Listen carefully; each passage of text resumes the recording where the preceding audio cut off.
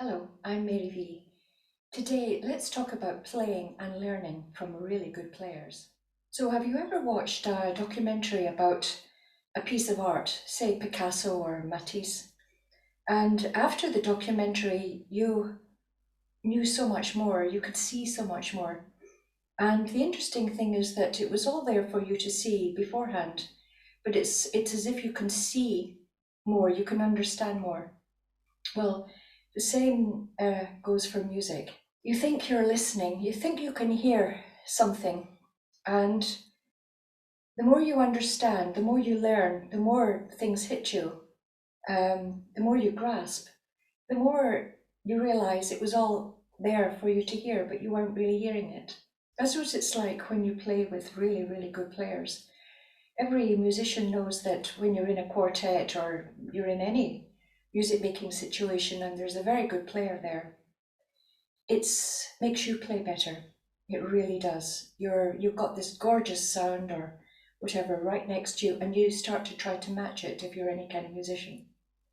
And that happens to us all. It's how things are passed on, and it's how we grasp and absorb the sound that we eventually gets into our self, and we want to do that too. Well, there's a version of playing with really good players, which is to play with the best. And the resource is all over YouTube, and it's to play with Heifitz, Zuckerman, Perlman, Hilary Hahn, all of them, Kreisler.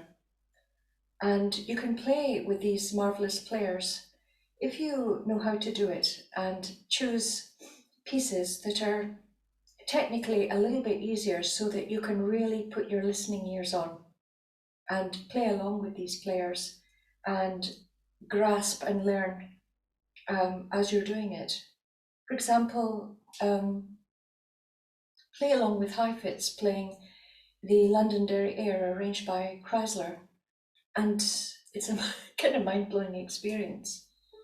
Um, you're playing along with an unbelievable sound and the left hand. You learn about the inner workings of his shifts and how he's thinking. Now, I'm not going to impersonate Heifetz here, but I'll just show you something lovely that I learned about playing a tune like that. And it's actually to do with the left hand. And it's at the end of the first part.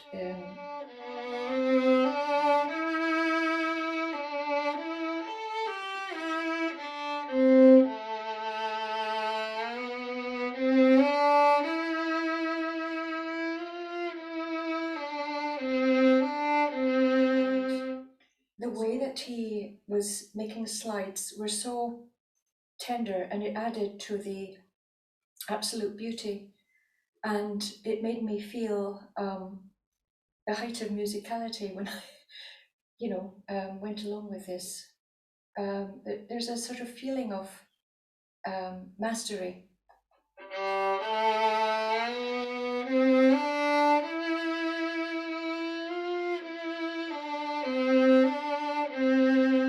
It's so different from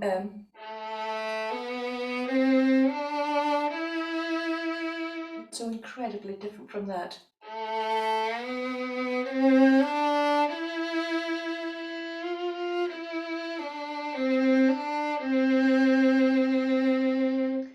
Also, you just realize the amount of vibrato that these great players use is about twice as much as us ordinary mortals.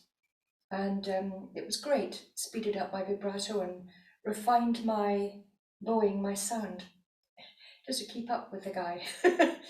So another person that's really helpful to play along with, for example, another Kreisler in the Rondino is it's at Perlman.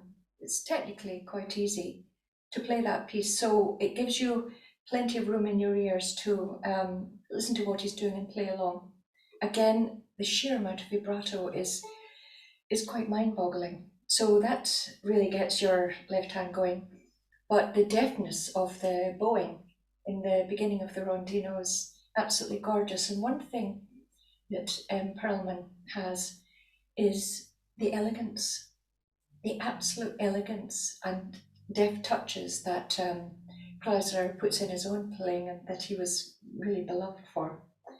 So I'm not going to imitate Perlman, but I'm going to show you some of the bowing touches that I thought were just marvelous in his playing.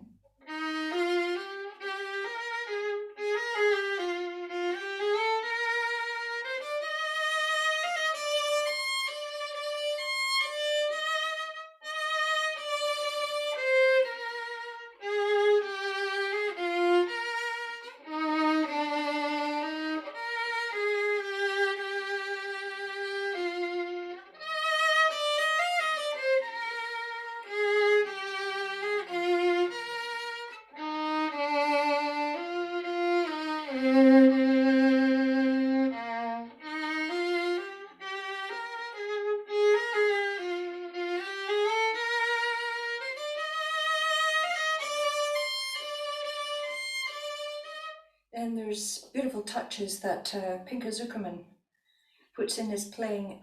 It's another Kreisler. I've got a bit of a Kreisler theme going on today. It's in Liebesfreude, and it's the most elegant and quite tricky bit. Um,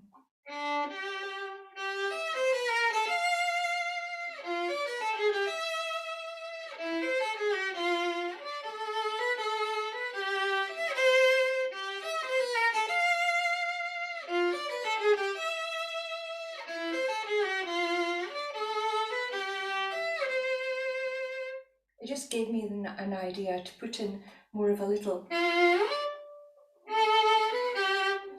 It's very Kreisler, that's very lovely.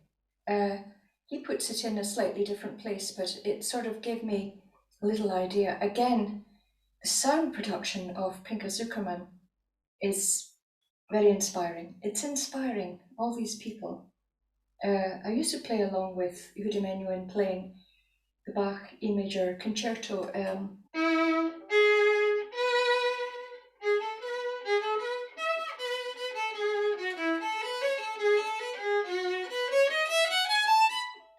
And in fact, that's the piece I played to get into college, so thank you, Yehudi. But it is like playing with the best, the most wonderful players.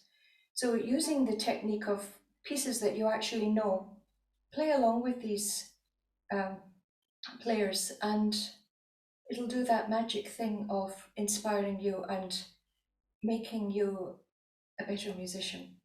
Because playing with good players is the key to improving and getting better yourself. It's so inspiring, and partly you're listening to your own playing, and partly you're listening to this wonderful sound that you want to have, you want to get it, you want to do this thing. And you start this process of absorbing. So I hope you like the idea of using YouTube in a way to help your musical inspiration.